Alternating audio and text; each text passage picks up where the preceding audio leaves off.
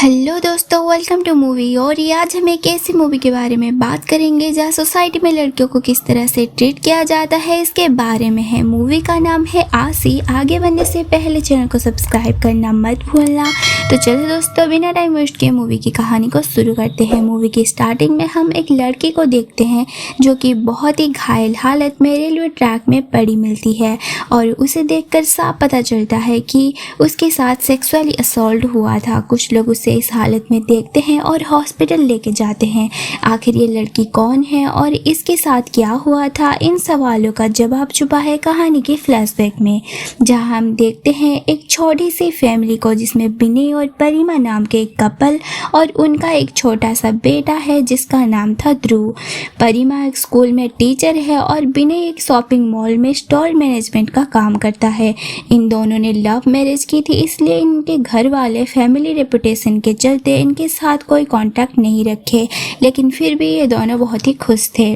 दूसरी तरफ हम कार्तिक नाम के एक आदमी को देखते हैं। तभी एक गाड़ी आके रुकती है जिससे ये अंदर एक लॉयर थी और उसका नाम था रावी। कार्तिक को वो पहले से ही जानती थी, इसलिए रावी उसे अपने घर लेके जाती है। बात से इससे पता चलता है कि कार्तिक पिछले 6 महीने से इसी शहर में था, लेकिन ये बात उसने रावी को नहीं बताई थी। एक्चुअली रावी की जो सीनियर लॉयर थी कावेरी, वो कार्तिक की वाइफ थी। कावेरी का एक्सीडेंट हो गया था, इसकी वजह से उसे हॉस्पिटल में एडमिट किया गया था, लेकिन कार्तिक उसे इसी हालत में छोड़कर चला गया था और इसी बात से रावी कार्तिक के ऊपर बहुत ही नाराज़ थी। उसके बाद रावी बोलती है, कावेरी ने तुम्हें बहुत ही याद किया, उसने कई बार कॉल किए, कई मैसेजेस किए, लेकिन कार्तिक उसका कोई रेस्पॉन्स नहीं किया। और जब कावेरी की डेथ हो जाती है तब भी कार्तिक वापस नहीं आया। इसलिए जब रवि कार्तिक से मिलती है वो बहुत ही ज़्यादा गुस्सा करती है और तब हमें पता चलता है कि असल में कार्तिक की मेंटल कंडीशन कुछ ठीक नहीं है और वो ट्रॉमा में जी रहा है। असल में उसकी वाइफ कावेरी का रोड एक्सीडेंट हो गया था और कुछ लड़के नशे की गाड़ी चला रहे थे। लापरवाही में उन लोगों ने कावेरी को टक्कर मार दी और उसे उसी हालत में छोड़कर वहां से भाग गए और गाड़ी का नंबर प्लेट नहीं थी, इसी वजह से ये कभी पता ही नहीं चल पाया कि असल में टक्कर किसने मारी थी और इसी मामले में किसी के ऊपर एक्शन नहीं लिया गया था।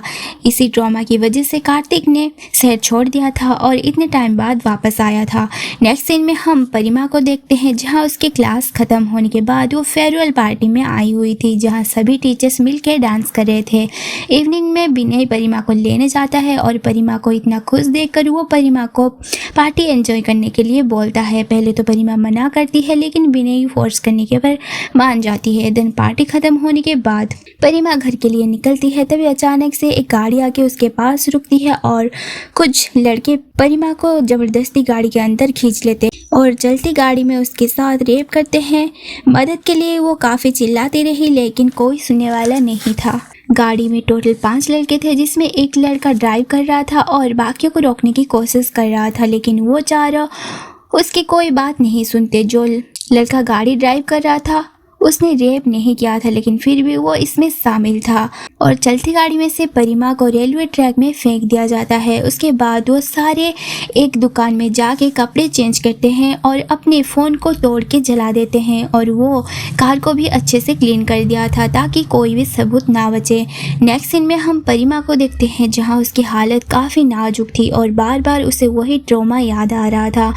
ध्रुव और विनय भी हॉस्पिटल में पहुँच चुके थे, तब पुलिस भी वहाँ पे पहुँच चुकी थी और एक लेडी कांस्टेबल परिमा का स्टेटमेंट लेती है। उसी बीच कार्तिक भी वहाँ पहुँच चुका था, क्योंकि विनय जिस मॉल में काम करता था कार्तिक उसका सुपरवाइजर था, इसलिए वो दोनों काफ़ी अच्छे दोस्त थे। परिमा की हालत देखकर कार्तिक के अंदर से टूट जाता है, उसे बहुत ही दुख पहुँचता है। दूसरी तरफ हम एएसआई संजय को देखते हैं जहां वो अपनी पूरी टीम को लेकर उसी रेलवे ट्रैक में पहुंच चुकी थी, जहां फॉरेस्टिक टीम जरूरी सैंपल को कलेक्ट करती है और आसपास के लोगों को पूछताछ करती है और पास में ही एक दुकानदार से सीसीटीवी फुटेज और गाड़ी का नंबर प्लेट भी मिल जाता है। उसके बाद इन्वेस्टिगेशन शुरू होती है जहाँ एक दुकानदार बोलता है कि ये गाड़ी दीपराज की है, लेकिन ज़्यादातर उसका बेटा इसे यूज़ करता है जिसका नाम था निक्का। निक्का अपने दोस्तों के साथ दिन भर आवारागर्दी करता रहता है और पास में एक सीमेंट के पाइप में बैठ के शाम के बाद वो लोग ड्रिंक करते हैं और इससे संजय का उन चारों लड़कों की फ़ोन नंबर मिल जाती है और उन चारों लड़कों को अरेस्ट कर लिया जाता है। तब दीपराज तुरंत अपने बेटे के लिए लॉयर हायर कर लेता है और उसे बाहर निकालने की कोशिश करता है, लेकिन इन लोगों ने रेप केस में अरेस्ट किया गया था, इसलिए इतनी जल्दी बेल मिलना पॉसिबल नहीं था। उसके बाद उनकी पहली कोर्ट हियरिंग का दिन आता है। इन चारों को कोर्ट में पेश करते हैं, लेकिन इनके चेहरे ढके हुए होते हैं और इन लोगों को देखकर ऐसा लग रहा था कि इन लोगों को अपने किए पर कोई भी पछतावा नहीं है। नेक्स्ट सीन में हम रावी को देखते हैं जो कि परिमा का केस लड़ रही थी, क्योंकि विनय के साथ कार्तिक का अच्छी दोस्ती है और रवि कार्तिक को अच्छे से जानती है। कोर्ट में दोनों तरफ लॉयर्स आमने सामने थे और इस केस की सुनवाई एक लेडी मजिस्ट्रेट कर रही थी। उन चारों लड़कों का लॉयर बोलता है एक क्लाइंट शादी में गए हुए थे, तब उनका ऊपर हमला हुआ था और वो उन लोगों की गाड़ी छीन ले गए थे। जैसे तैसे करके ये लोग शादी में पहुंचे थे और साथ ही कोर्ट में उनकी शादी वाले फ़ोटो भी दिखाते हैं और तभी वहाँ पे फॉरेंसिक रिपोर्ट भी पहुंच जाती है और पता चलता है कि परिमा के सैंपल किसी भी लड़के के साथ मैच नहीं हुए। तब रवि बोलती है कि सैंपल को रीचेक करवाया जाए और मजिस्ट्रेट भी इसके लिए मान जाती है और दोबारा से उसे रीचेक करने के लिए लैब में भेज दिया जाता है और पुलिस को चोरी हुए गाड़ी की रिपोर्ट लाने के लिए बोलते हैं और इस केस की नेक्स्ट सुनवाई का डेट भी दे देते हैं। उसके बाद हम रावी को देखते हैं जो कि परिमा से मिलने आई थी हॉस्पिटल। वो बताती है कि बाहर लोग तुम्हें कॉम्प्रोमाइज़ करने के लिए बोलेंगे, पैसे भी ऑफर करेंगे, लेकिन तुम्हें ये सब संभालना होगा, कोर्ट के अंदर मैं संभाल लूँगी। इसी बातचीत पे परिमा बताती है कि आरोपी 4 नहीं बल्कि 5 थे। एक का नाम समीर था और एक का नाम हैरी था और एक ड्राइव कर रहा था जो कि इन लोगों को रोकने की कोशिश भी कर रहा था और परिमा को उस टाइम क्लियरली दिखाई नहीं दे रहा था। रवि ये बात पुलिस स्टेशन में बता देती है और पुलिस उस 5वें आरोपी के तलाश में लग जाती है। इसी बीच सुनवाई का डेट भी आ जाता है और जो रिपोर्ट रीचेक के लिए भेजा गया था वो फिर से नेगेटिव आती है। तब उन चारों का लॉयर उनकी बेल की मांग करता है, जिस पे रावी बोलती है कि जब तक परिमा के विजन क्लियर नहीं हो जाते, जब तक उन लोगों को वो पहचान नहीं लेती, तब तक उनको बेल नहीं मिलनी चाहिए। दूसरी तरफ उनके लॉयर का कहना था कि वो लोग अभी बच्चे हैं, उनका करियर खराब हो सकता है, इसलिए उन्हें बेल दी जाए। लास्ट में मजिस्ट्रेट उन चारों को बेल देती है, लेकिन उन्हें रोज पुलिस स्टेशन आना होगा और अपना स्टेटमेंट देना होगा। दूसरी तरफ हम परिमा को देखते हैं जो कि हॉस्पिटल से वापस आ चुकी थी, लेकिन उसकी हालत बिल्कुल ठीक नहीं थी। उसे बार बार वही ट्रॉमा याद आ रहे थे। इसी वजह से वो अपनी ज़िंदगी को सुधारने के लिए स्कूल जाती है और प्रिंसिपल से बोलती है कि वो फिर से बच्चों को पढ़ाना चाहती है, लेकिन इसके लिए प्रिंसिपल रेडी नहीं थे। उन्हें बुरा लग रहा था कि उनके ही स्टूडेंट अपने टीचर के लिए इतनी गंदी गंदी कमेंट्स कैसे कर सकते हैं। हम जिनको बच्चे मानते हैं उन लोगों शायद अभी बच्चे नहीं रहे। उनका खुद का व्हाट्सएप ग्रुप है जहां वो अपने ही टीचर के बारे में इस तरह से गंदे गंदे कमेंट लिखते हैं और ऐसे कंडीशन में तुम्हें पढ़ाने की परमिशन नहीं दे सकती। ये सुन के परिमा उदास हो जाती है और वहाँ से चली जाती है। उसके बाद वो पुलिस स्टेशन जाती है जहाँ उसके सामने वो 4 लोग फिर से स्टेटमेंट देते हैं, जो सुन के वो कंफ्यूज हो जाती है और रावी से बोलती है मुझे कुछ समझ नहीं आ रहा, मुझे नहीं होगा, मैं बहुत ही कंफ्यूज हूँ। रावी उसे शांत करने की कोशिश करती है। उसके बाद नेक्स्ट सुनवाई होती है जहाँ जज बोलती है कि गाड़ी की रिपोर्ट लेके आओ। तब रावी बोलती है सीसीटीवी फुटेज भी दिखाया जाए जब वो चारों लोग रिपोर्ट लिखवाने के लिए आए हुए थे। तो पुलिस बताता है कि सीसीटीवी फुटेज नहीं मिल सकता क्योंकि बंदरों ने तार काट दिया था, इसी वजह से रिकॉर्ड नहीं हुआ। नेक्स्ट सीन में हम हैरी को देखते हैं जो कि कहीं पर जा रहा था। जब वो गाड़ी में एंटर करता है तब पहले से ही कोई गाड़ी के अंदर था और उसके ऊपर गन पॉइंट करके गाड़ी चलाने के लिए बोलता है और उसी जगह पे लेके जाता है जहां उन लोगों ने परिमा को फेंका था। वो हैरी को वहां पे उतारता है और उसके हाथ में एक छतरी थी। यहाँ पे हमें उसका फेस तो नहीं दिखाया जाता है, लेकिन वो हैरी को वहाँ पे शूट कर देता है, जिसकी वजह से हैरी वहीं पे मारा जाता है। नेक्स्ट डे सोशल मीडिया पे छतरी मैन की चर्चा शुरू हो जाती है। सभी लोग उसकी तारीफ कर रहे थे कि उसके फॉलोअर्स बढ़ रहे थे। दूसरी तरफ हम एक लड़के को देखते हैं जो कि परिमा की रेप में शामिल था। तब उसकी बहन बोलती है कि भैया मेरी कसम खा के बोलो कि आपने रेप नहीं किया, लेकिन वो अपनी बहन से माफ़ी मांगता है, जो सुन के उसकी बहन काफ़ी शौक में थी। दूसरी तरफ इंटरनेट पे छतरी मैन की चारों तरफ चर्चा हो रहा था। सिर्फ 2 दिन के अंदर उसके फॉलोअर्स 28,000 बढ़ चुके थे। सब लोग बोल रहे थे कि छतरी मैन ने जो भी किया बिल्कुल सही किया, रेपिस्ट के साथ यही होना चाहिए।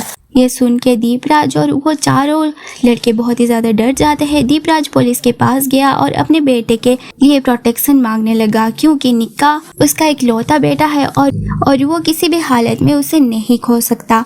दूसरी तरफ हम रावी को देखते हैं, जहाँ कार्तिक और रावी के बीच में छतरी मैन को लेकर बहस चल रही होती है। जहाँ रावी का कहना ये था कि भले ही उसने रेप की हो, लेकिन उसे इस तरह सजा देने का हक नहीं है, उसके लिए कानून है, अगर इसी तरह चलता रहा तो दुनिया ख़त्म हो जाएगी। नेक्स्ट सीन में हम रावी और संजय को देखते हैं, जो कि उसी केस के इन्वेस्टिगेट कर रहे थे, जहाँ उन लोगों ने अपने कपड़े और फ़ोन को जलाया था। रावी बोलती है ATM से यहाँ तक का रास्ता सिर्फ 10 मिनट का है, तो बाकी के टाइम वो क्या कर रहे थे, जिस पे संजय उसी दुकान को दिखाता है जहां उन लोगों ने नए कपड़े लिए थे। संजय उस दुकानदार को पकड़ लेता है और उसे बहुत मारता है, जिसके बाद दुकानदार बोलता है कि 3 बजे उन लड़कों का कॉल आया था और उसने दुकान खोल दिया। उन लोगों ने अपने कपड़े चेंज किए और उसके बाद निकल गए, इससे ज़्यादा उसे कुछ नहीं पता। उसके बाद हम रावी को देखते हैं, जो कि एक रील बना रही होती है कि जो भी छतरी मैन ने किया वो गलत था, उन लोगों का सज़ा देने का हक सिर्फ कानून का है। लेकिन रावी की ये बात सुन के काफ़ी लोग उसके खिलाफ हो जाते हैं, क्योंकि उन लोगों का मानना था कि छतरी मैन ने जो कुछ भी किया वो बिल्कुल सही था। तभी वहाँ पे उनका अपोजिट पार्टी का लॉयर आता है और बोलता है इस केस में कॉम्प्रोमाइज़ कर लो। रावी इसके लिए मान जाती है और वो लॉयर उसे दीपराज के पास लेके जाता है, जहाँ दीपराज बोलता है उसके बेटे ने कुछ भी नहीं किया, सिर्फ ड्राइव कर रहा था। जिस पे रावी बोलती है 2.5 साल में सेटलमेंट करते हैं, तुम उससे मेरे गवाह बना दो, 2.5 साल में वो छूट जाएगा और बाकियों को सज़ा मिल जाएगी। जिस पे दीपराज और निक्का मान जाते हैं। उसके बाद निक्का वहाँ से चला जाता है और रोड पे काफ़ी भीड़ थी, इसी के फ़ायदा उठा के छतरी मैन वहाँ पे पहुँचता है और निक्का को जान से मार डालता है। नेक्स्ट सीन में हम रावी को देखते हैं, जिसके पास कार्तिक का साइकेट्रिस्ट आया हुआ था। वो बोलता है कि मुझे लगता है कि उन लोगों को कार्तिक ने ही मारा होगा, क्योंकि वो अपने वाइफ के ट्रॉमा में अभी भी भूल नहीं पाया और वो परिमा के आरोपी को इस तरह से बचते हुए नहीं देख सकता। और तब हमें पता चलता है कि वो जो छतरी मैन था वो और कोई नहीं बल्कि कार्तिक है। नेक्स्ट सीन में हम बालू को देखते हैं, जो कि उन्हीं लड़कों में से एक था। तब उसकी गर्लफ्रेंड ने उसे कॉल किया था, तब वो उससे मिलने के लिए जाता है, क्योंकि पुलिस उसे प्रोटेक्ट कर रही थी, तो उन लोग भी उसके पीछे पीछे जा रहे थे। बल्लू उसके गर्लफ्रेंड के पास पहुंचता है और उसे पता चलता है कि बल्लू ने किसी का रेप किया था, इसी वजह से वो काफ़ी ज़्यादा गुस्सा थी। तभी वहाँ पे छतरी मैन आ जाता है। वो बल्लू को मारने ही वाला था, लेकिन तभी पूनम अपने फ़ोन निकाल कर रिकॉर्डिंग करने लगती है, जिसकी वजह से छतरी मैन उसे शूट कर देता है और इसी का फ़ायदा उठा के बल्लू वहाँ से भाग जाता है। तभी रावी कार्तिक के पास आती है और बोलती है तुमने उन दोनों को क्यों मारा? निक्का गवाही देने के लिए मान गया था, सब कुछ ठीक था और हम आराम से उसे सजा दे सकते थे, लेकिन तुमने सब कुछ बिगाड़ दिया। रावी को पता चलता है कि वो जो 5वां लड़का था वो समीर था, जिसकी बेटी परिमा के स्कूल में पढ़ रही थी। रावी और परिमा उसके घर जाते हैं, जहां उन्हें पता चलता है कि समीर 2 हफ्ते से घर नहीं आया और उसकी बेटी बताती है कि जब वो 2 महीने पहले घर आए थे बहुत ही रात हो चुकी थी और वो अपने फेवरेट शर्ट को जला रहे थे। नेक्स्ट सीन में सुनवाई का दिन आ जाता है, जहां परिमा को पेश किया जाता है। उसका फेस ढका हुआ था। ऑपोजिट लॉयर बहुत ही उल्टी सीधी सवाल पूछ रहा था। परिमा बहुत ही देर तक उसके सवालों का जवाब देती रही, लेकिन फिर भी वो लॉयर उससे ही लगातार ट्रिगर कर रहा था। तब परिमा अपने फेस को रिवील करती है और बताती है इसमें उन लड़कों की गलती नहीं है, शायद इस जनरेशन की गलती है। जिन बच्चों को मैंने बचपन से पढ़ाया है वो लोग उससे गंदी गंदी कमेंट करते हैं, बोलते हैं उस दिन हमें भी उस गाड़ी में होना चाहिए था। और वो बताती है वो सारी गलती मेरी है, मेरे माँ ने मुझे बताया था बिना किसी लड़के के साथ अकेली बाहर कभी भी मत निकलना, लेकिन मैं अकेली बाहर निकल गई, मेरी गलती है। मैंने स्कूल में बच्चों को पढ़ाया और मेरे साथ जो कुछ भी हुआ वो सब मेरी गलती है। और इन सब के बीच में हमें ये दिखाया जाता है कि एक दिन में 80 रेप केस दर्ज होते हैं, लेकिन इन सब में सिर्फ 5 या 10 ही कोर्ट में पहुंच पाते हैं। इसमें ये रिवील होता है कि हमारा सिस्टम कितना ज़्यादा कमज़ोर है। उसके बाद सुनवाई का दिन आता है। रावी कोर्ट के लिए निकलती है, तभी कोई रावी के ऊपर इंक फेंक देता है और वो वही लोग होते हैं जो कि छतरी मैन के सपोर्ट में थे, कि रावी ने छतरी मैन को गलत बोला था, जिस वजह से वो लोग रावी के ऊपर काफ़ी चिढ़ रहे थे। रावी इसी तरह कोर्ट में पहुंच जाती है और बताती है ये केस बिल्कुल क्लियर है, गाड़ी चोरी हो गई, बंदरों ने तार काट दिया, सीसीटीवी फुटेज नहीं मिला, शादी के फोटो भी है, सारे सबूत उनके पास थे, मेरे पास तो कुछ भी नहीं है। तब जज बोलती है कि ये कोर्ट सबूत पे ही चलती है। तब गवाही के लिए उस लड़के को बहन को बुलाया जाता है, जहाँ पे रावी पूछती है क्या तुमने अपने भाई को इस तरह शर्ट पहनते हुए पहले कभी देखा है, जिस पे वो बोलती है हाँ कभी कभी, लेकिन उससे सोशल मीडिया से ये क्लियर था कि उसने पहले ये कपड़े बिल्कुल नहीं पहने, वो हमेशा से पुराना वाला ड्रेस को चेंज करके पहनता रहता है। उसके बाद उस दुकानदार को बुलाया जाता है, जहाँ वो बताता है कि 3 बजे लड़कों का कॉल आया था, मैंने दुकान खोली, लड़कों ने अपने कपड़े चेंज किए और वहाँ से निकल गए, इससे ज़्यादा मुझे कुछ नहीं मालूम। तब एआई से संजय को बुलाया जाता है और वो बताता है कि परिमा और उनके लड़के के सैंपल जो पहले थे वो चेंज कर दिया गया था और अक्सर पुलिस स्टेशन में ऐसे सेटलमेंट होते रहते हैं। तब सबूतों को छेड़छाड़ किया जाता है, लेकिन उसके पास इसके खिलाफ कोई सबूत ही नहीं था। उसके बाद समीर की बेटी को बुलाया जाता है, जहां वो बताती है कि मैंने उस दिन मेरे पापा को कपड़े जलाते हुए देखा था और उस दिन वो काफ़ी लेट घर आए थे और उस दिन उसका गले में छोटे छोटे निशान थे जो कि नाखूनों की वजह से होता है। जो सुन के दूसरा वकील उसके काफ़ी उल्टी सीधी सवाल पूछने लगता है कि तुम्हारे लगता है कि तुम्हारे पापा किसी का रेप कर सकते हैं, जिसे रावी रोकने की काफ़ी कोशिश करती है, लेकिन वो लॉयर नहीं मान रहा था। वो लगातार उसे इसी तरह क्वेश्चन कर रहा था, लेकिन वो लड़की गुस्सा हो जाती है और बताती है कि ये तो नहीं पता मेरे पापा ने ये सब किया है या फिर नहीं, लेकिन हाँ मेरे माँ के साथ उन्होंने ज़रूर किया है। तब पता चलता है कि समीर के पहले भी एक लड़की के साथ रेप किया था, लेकिन फैमिली के रेपुटेशन के चलते उनका सेटलमेंट हो गया था और उस लड़की की शादी समीर से करवा दी गई थी और पिछले कई सालों से वो अपने ही रेपिस्ट के साथ रह रही है और उनकी एक बेटी भी है जो आज कोर्ट में खड़ी है। रावी बोलती है अपराधी ऐसे ही बच जाता है, जितने भी रेप केस होते हैं आधे से ज़्यादा तो रिपोर्ट फाइल ही नहीं होती और आधे से इस तरह से सेटलमेंट कर लेते हैं। और अगर कोर्ट ने पहले उस लड़की के साथ न्याय किया होता तब वो अपने रेपिस्ट के साथ शादी कर नहीं रह रही होती। तब जज फैसला ये लेती है कि परिमा को रोड से उठाया गया और उसके साथ रेप किया गया और जितने भी पुलिस वाले सेटलमेंट किया है उनके ऊपर इन्वेस्टिगेशन शुरू होगी और इस केस की जजमेंट अगले दिन सुनाई जाएगी। तब हम कार्तिक को देखते हैं जो कि खुद को सरेंडर कर दिया था कि उसने उन दोनों लड़कों को मारा था। तब दीपराज वहाँ पे आता है और उसे शूट कर देता है क्योंकि उसने अपनी इकलौते बेटे को गवा दिया।